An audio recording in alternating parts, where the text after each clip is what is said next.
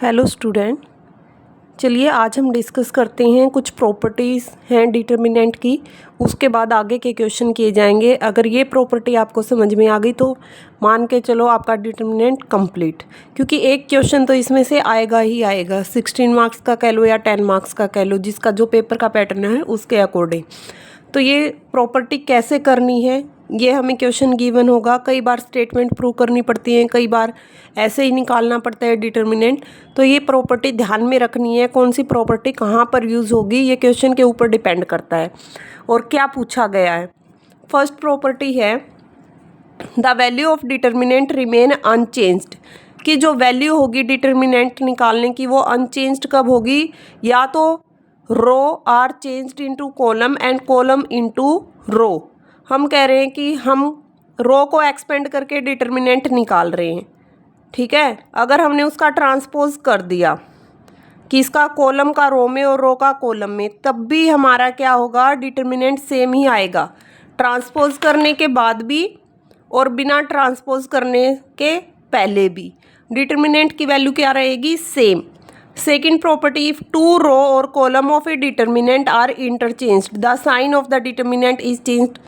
जब रो को कॉलम के साथ चेंज कर रहे हैं और कॉलम को रो में चेंज कर रहे हैं तो साइन तो ऑटोमेटिकली चेंज होंगे ही, ठीक है। Third property, if any two row और two column are identical then the value of the determinant is 0। या तो दो कॉलम सेम हो या फिर दो रो सेम हो तो हमारे डिटर्मिनेंट की वैल्यू क्या आएगी, 0। अगर क्वेश्चन में 1 2 3 4 5 6 और 1 2 3 दोबारा से गिवन तो फर्स्ट रो और सेकंड रो सेम है तो डिटर्मिनेंट क्या निकलेगा, 0। इफ ईच एलिमेंट इन ए रो और column of a determinant is multiplied by the same factor. अगर बार 5 गिवन है यहाँ पे तो वो सबके साथ मल्टीप्लाई होगा। अगर फर्स्ट रो के साथ मल्टीप्लाई है तो फर्स्ट रो के जब हम एलिमेंट निकालेंगे तो उन्हीं के साथ मल्टीप्लाई होगा।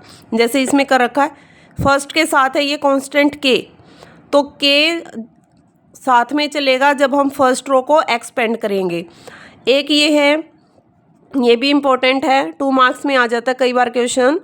के ए का डिटर्मिनेंट इज इक्वल टू के की पावर एन और ए का डिटर्मिनेंट अगर ऐसे गिवन है तो सबसे पहले हमें क्या करना है, ऑर्डर चेक करना है। ऑर्डर हमें कौन सा गिवन है, 2 इंटू 2 का गिवन है या 3 इंटू 3 का गिवन है।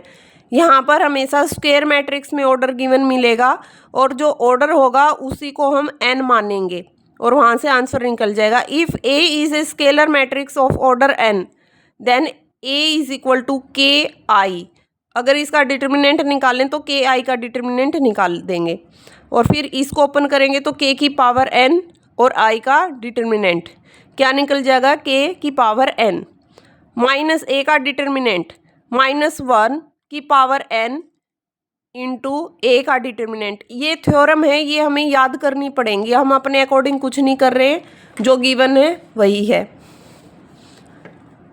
Fifth, if corresponding element of any two row of a determinant are proportional in the same ratio then its value is 0।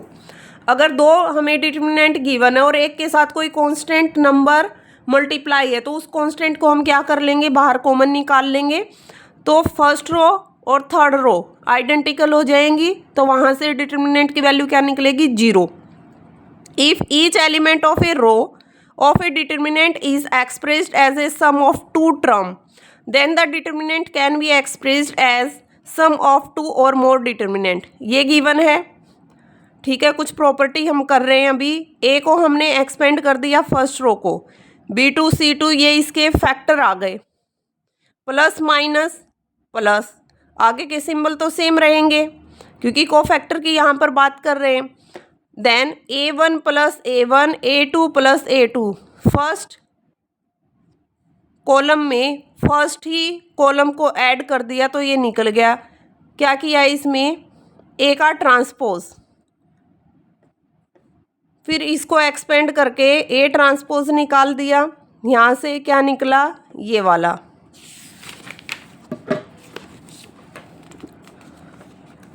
Last property है the value of a determinant is unaltered if to each element of any row be added some multiple k is not equal to 0 of the corresponding element of any other row। इसमें क्या कहा कि same number से first column में second column को add कर दिया और उसके साथ एक कांस्टेंट वैल्यू ऐड कर दी। ये अभी क्वेश्चन करेंगे, वहाँ से आपको क्लियर होगा, यहाँ से तो पजल होते रहोगे। अभी क्वेश्चन हम स्टार्ट कर रहे हैं तो वहाँ से देखते जाना कैसे कैसे करेंगे। कुछ ऑपरेशन लगेंगे, ऑपरेशन के ऊपर भी बहुत सारे क्वेश्चन आएंगे। जैसे ये आर आई के ऊपर ऑपरेशन लगा दिया, आर आई प्लस के आर जी।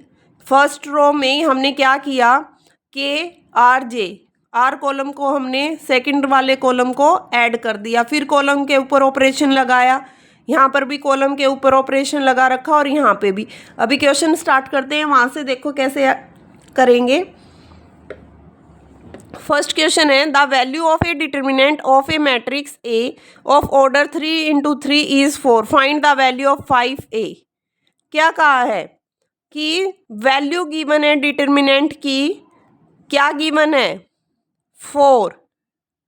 ए जो मैट्रिक्स है उसका डिटर्मिनेंट क्या निकलेगा, 4, अगर ऑर्डर क्या हो 3 × 3 के ऑर्डर में हो।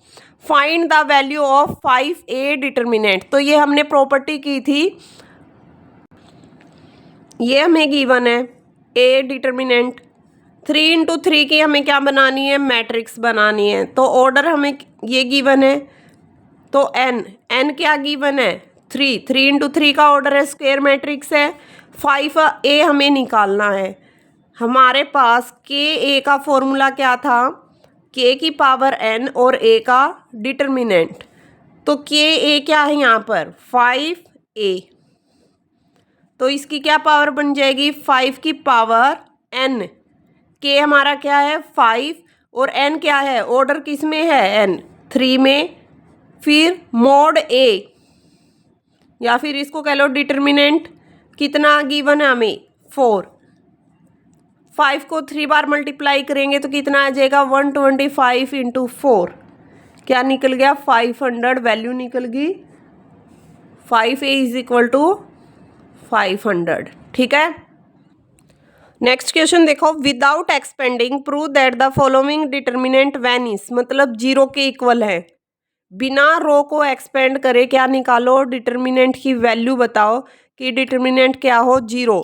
0 कब होगा, या तो 2 रो आइडेंटिकल हों या फिर 2 कॉलम आइडेंटिकल हों।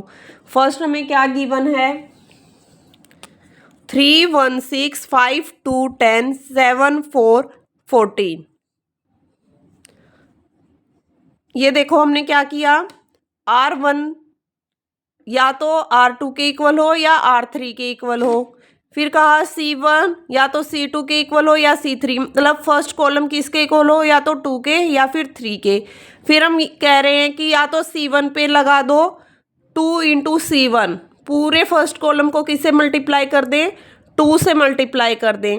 या फिर थर्ड जो कॉलम है उसमें से हम 2 बाहर निकाल लें, 3 × 2 5 × 2 7 × 2, तीनों में कॉमन है तो इसको हम बाहर निकाल सकते हैं। अंदर क्या बचेगा, अगर 2 हमने बाहर निकाल लिया, अंदर बचेगा 3 5 7 1 2 4 और 3 5 7। अब देखो फर्स्ट कॉलम सेकंड कॉलम दोनों सेम है तो डिटर्मिनेंट क्या निकला, वैनिश। क्लियर है। सेकंड क्वेश्चन देखो, सेकंड क्या गिवन है, 1 2 3 4 5 6 7 8 9। तो यहाँ से भी वैनिश निकालना है तो क्या कर सकते हैं हम, या तो ऑपरेशन लगाएं, प्लस माइनस करें, या फिर रो के ऊपर लगाएं या फिर कॉलम के ऊपर लगाएं। तो कैसे करें, ये गिवन है, थोड़ा दिमाग लगाओ। क्या कर सकते हैं, R1 पे लगाएं या R2 पे लगाएं कि हमारे सेम आ जाए।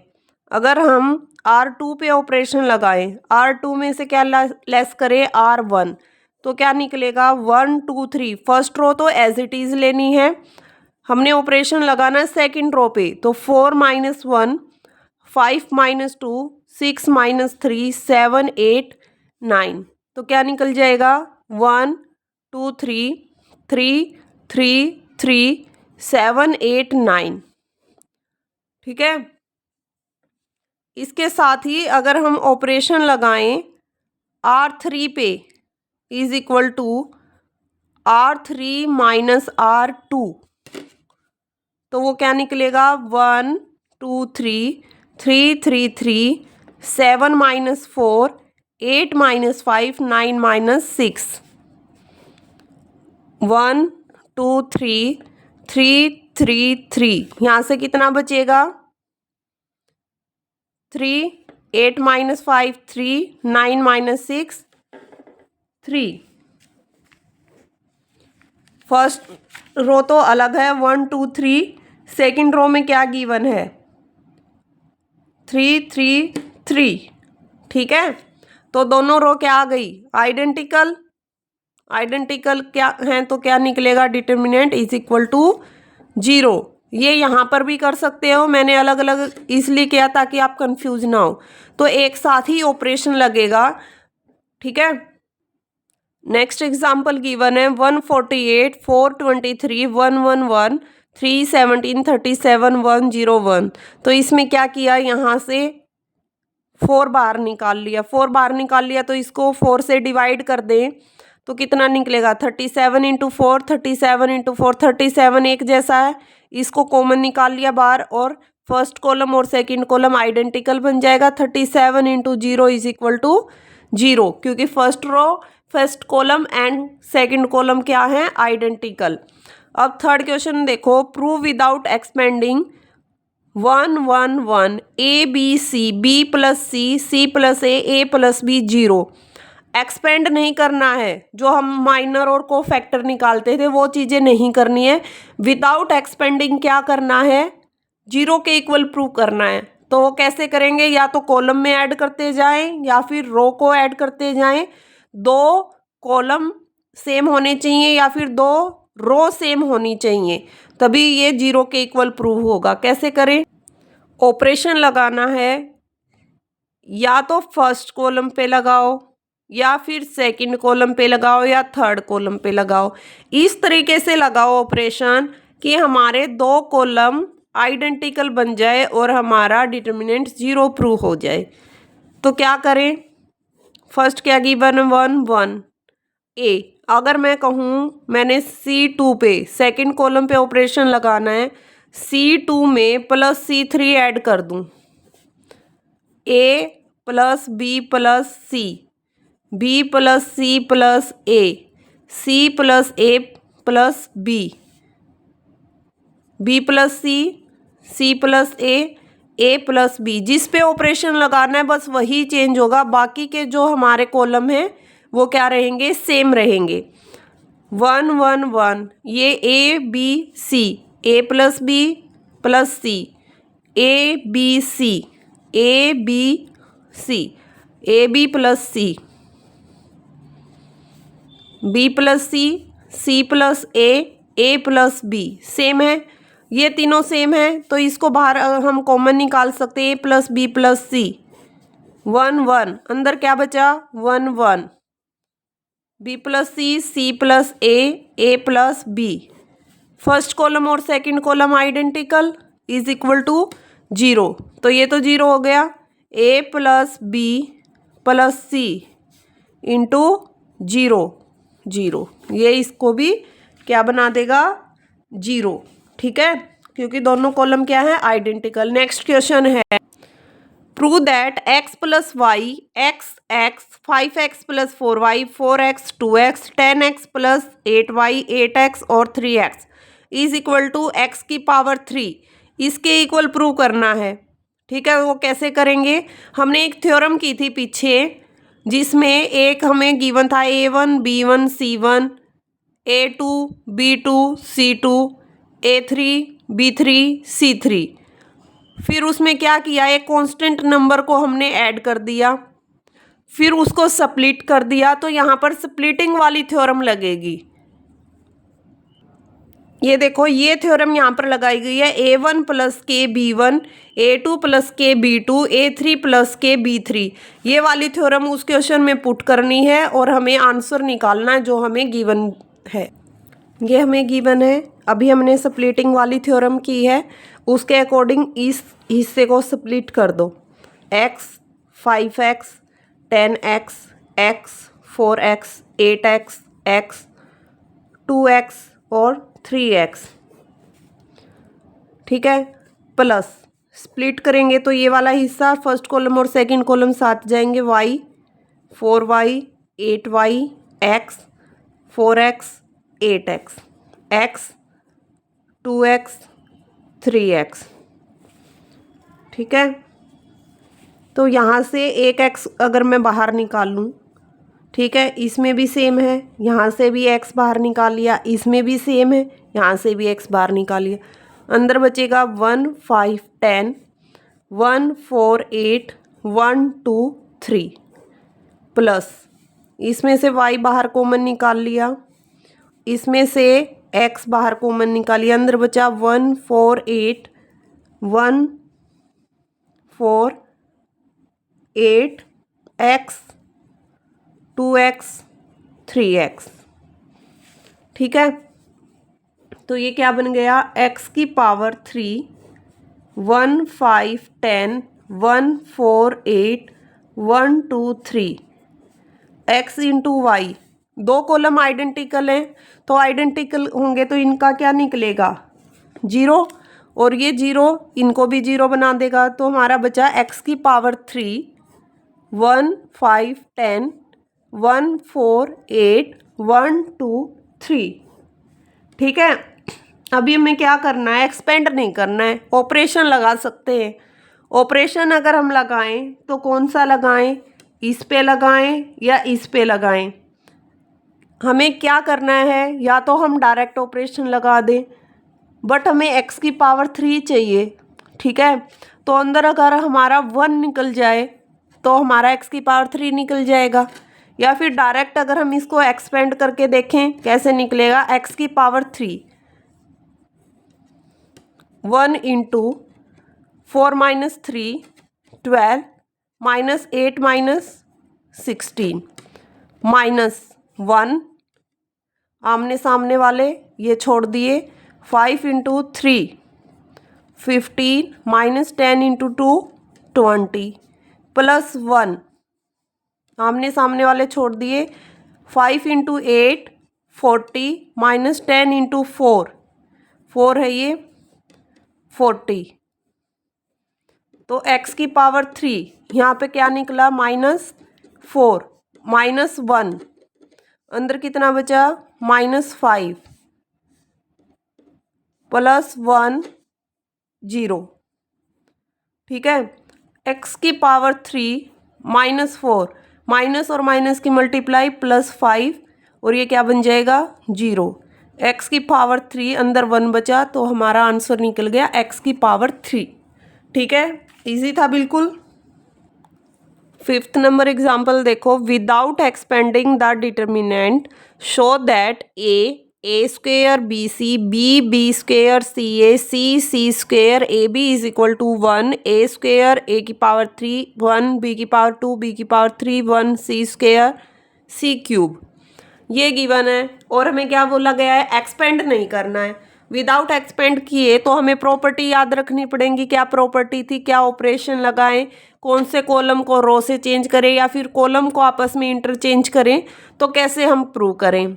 तो लेफ्ट हैंड साइड हमने उठा ली, लेफ्ट हैंड साइड क्या गिवन है, A square B C, B square C C square A B. इसमें हम क्या करें, अगर मैं ए कॉमन निकालूं फर्स्ट रो में से, दोनों में है, इसमें नहीं है, बी इसमें है, इसमें नहीं है, सी इसमें है, इसमें नहीं है। अगर यहाँ पर मैं ए की इस पूरी रो से मल्टीप्लाई कर दूँ, बी की पूरी रो से, सी की पूरी उससे, तो जो हम मल्टीप्लाई कर रहे हैं ए बी सी, वो हमें डिवाइड भी करना पड़ेगा ताकि हमारे क्वेश्चन पे कोई इफेक्ट ना पड़े। जितना मल्टीप्लाई करेंगे उतने से हमें डिवाइड भी करना है। तो ए को फर्स्ट रो से मल्टीप्लाई करो, ए स्क्वेयर ए की पावर 3 ए बी सी, फिर बी को सेकंड रो से मल्टीप्लाई करो, बी स्क्वेयर बी की पावर 3 ए बी सी बन जाएगा, ए बी सी, सी को C square C cube A B C, ये निकल गया। यहाँ क्या बचा, ये अंदर चला गया तो यहाँ से ये cancel, 1 divide by A B C, A square A cube A B C, B square B cube A B C square C cube A B C. अब क्या करें, ए बी सी यहाँ भी है यहाँ भी है, इसको बाहर कॉमन निकाल लें। ए बी सी को बाहर निकाल लिया तो अंदर बचा A square 3 1, B square B cube 1, C square C cube 1। ये इससे कैंसिल, तो बाहर कुछ नहीं, अंदर A square A cube 1, B square B cube 1, C square C cube 1। ये हमारी left hand side. Right hand side हमें क्या गिवन थी, राइट हैंड साइड देखो हमें बोला था 1 A square A cube 1 1, B square B cube, C square C cube, लेकिन हमारा तो आगे पीछे निकला है। अब एक प्रॉपर्टी हमें गिवन है, अगर फर्स्ट कॉलम को हम थर्ड कॉलम बना दें तो जो हम डिटर्मिनेंट की बात कर रहे थे वो आगे साइन चेंज हो जाएंगे उनके। ठीक है, अगर मैं कहूँ फर्स्ट कॉलम को मैं क्या कर दूँ, सेकंड कॉलम बना दूँ। मैंने ऑपरेशन लगाया, first column interchanged with third column, तो क्या होगा, आगे माइनस लग जाएगा। थर्ड 1 1 1, ए की पावर नहीं, सेकंड से चेंज करो, यहाँ पे ए की पावर 3, बी की पावर 3, सी की पावर 3, ये आपस में इंटरचेंज कर दिए मैंने। ए square B square C square. अब दोबारा से फिर ऑपरेशन लगाओ, first column interchanged with third column, तो एक माइनस यहाँ पे पहले से ही है, दोबारा इंटरचेंज करेंगे -1 इंटू -1, ये इसके साथ चेंज हो जाएगा थर्ड कॉलम के 1 1, A square B square C square, change होके ए की पावर 3 बी की पावर 3 सी की पावर 3, और ये माइनस माइनस क्या बन जाएगा, plus. Left hand side equal to right hand side, ऐसे निकल गया हमारा क्वेश्चन आराम से। ठीक है, नेक्स्ट क्वेश्चन देखो आप जल्दी से। Example number 6, 1x y z 1 y z x 1 z x y। देखो यहाँ पर कुछ नहीं कह रखा कि एक्सपेंड करना है या नहीं करना है, तो ये क्वेश्चन आ भी सकता है। ये कब आया था, MDU के 2009 वाले एग्ज़ाम में आया था। तो इस टाइप के क्वेश्चन आ जाते हैं कई बार जिसमें हमें नहीं पता कि प्रूव क्या करना है, किसके इक्वल निकालना है, एक्सपेंड करना है या नहीं करना, तो अपने अकॉर्डिंग इसको सॉर्ट आउट कर देना। अगर कुछ भी मेंशन नहीं है तो हमें इस तरीके से ऑपरेशन लगाने हैं कि हमारी मैट्रिक्स के अंदर ज़्यादा से ज़्यादा जीरो आए, या तो कॉलम की साइड आए या फिर रो की साइड आए। तो हमें ज़्यादा से ज़्यादा जीरो कब बन सकती हैं, फर्स्ट रो के ऊपर लगा सकते हैं, सेकंड के ऊपर भी लगा सकते हैं और थर्ड के ऊपर भी, तीनों में सेम है 1 1, तो जिस पे भी लगाएंगे ऑपरेशन वहाँ से क्या निकल जाएगा, 0। तो इसमें क्या कर रखा है, R2 पे ऑपरेशन लगाया, R2 में से R1 लेस किया और R3 पे भी साथ के साथ ऑपरेशन लगा दिया, R3 में से R1 लेस कर दिया। तो फर्स्ट रो तो एज इट इज़ रहेगी क्योंकि उसके ऊपर कोई ऑपरेशन नहीं लगा रखा। R2 minus R1, 1 minus 1 0, y minus x, z x minus y z, फिर third row 1 minus 1 z minus x, x y minus y z. ठीक है, ये लगा दिया operation, 1 x y z 0 y minus x. अब देखो जेड यहाँ भी है यहाँ भी है, दोनों में से बाहर कॉमन निकाल लिया तो अंदर क्या बचा, यहाँ पर देखो ये कर दिया y माइनस एक्स, क्योंकि यहाँ भी y माइनस एक्स है तो माइनस जेड कॉमन निकाल लिया ताकि हम आराम से इसको क्या कर सकें, एक्सपेंड कर सकें या फिर बाहर y माइनस एक्स निकाल सकें। ठीक है, यहाँ पर z minus x, x minus x y minus y z, तो इसको हम इस तरीके से भी लिख सकते हैं, minus z plus x y. तो माइनस वाई यहाँ से कॉमन ले लिया तो अंदर बचा जेड माइनस एक्स। अब वाई माइनस एक्स यहाँ भी है, यहाँ भी है, जेड माइनस एक्स यहाँ भी, तो सेकंड रो में से तो वाई माइनस एक्स बाहर निकाल लिया, थर्ड रो में से जेड माइनस एक्स बाहर निकाल लिया। अंदर क्या बचेगा, 1 x y z 0 1, यहाँ पर बचा minus Z, 0 Z minus x, यहाँ पर बचा माइनस वाई। अब इसको एक्सपेंड कर दो, इनका कुछ नहीं करना, जो लास्ट में जो डिटर्मिनेंट आएगा उसके साथ मल्टीप्लाई करना है। तो ये बचा, फर्स्ट कॉलम को हम एक्सपेंड कर सकते हैं क्योंकि यहाँ पर 2 जीरो हैं, तो 1 इंटू 1 और minus y minus 1 into minus z है और माइनस प्लस बन जाएगा, तो ये क्या बन गया, जेड माइनस वाई, या फिर हम कह सकते हैं वाई माइनस जेड।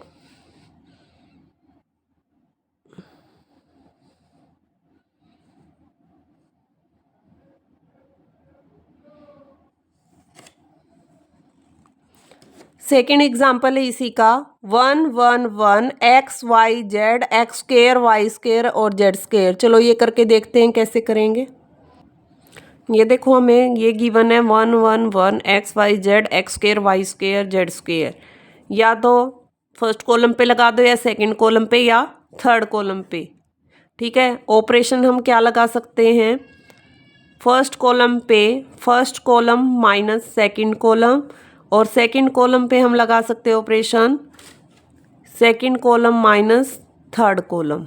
तो देखो क्या करें, फर्स्ट कॉलम है हमारा 1 x स्क्र, इसमें से क्या करना है, सेकंड कॉलम माइनस करना, 1 minus 1 x minus y x square minus y square. Second column पे ऑपरेशन लगाना है second column minus third column, 1 minus 1 y square, y minus z y square minus z square, और third column as it is रहेगा। तो यहाँ पर 0 0 1 x minus y minus z x minus y x plus y. ये formula होता है a square minus B square का, A plus B A minus B. यहाँ पर y minus z y plus z square. तो यहाँ पर फर्स्ट कॉलम में से अगर मैं x माइनस वाई बाहर कॉमन निकालूँ, अंदर क्या बचेगा, 0 1 x plus y 0। Second column में से y माइनस जेड 1, यहाँ पर बचेगा y plus Z 1 Z square. अब देखो फर्स्ट रो में क्या है, 2 जीरो हैं, तो हम फर्स्ट रो को एक्सपेंड कर सकते हैं x minus y minus z. उसी रो या कॉलम को एक्सपेंड करेंगे जिसमें ज़्यादा से ज़्यादा जीरो होंगी। तो फर्स्ट रो हमने एक्सपेंड कर दी, यहाँ पर लिख देंगे row first expand for determinant.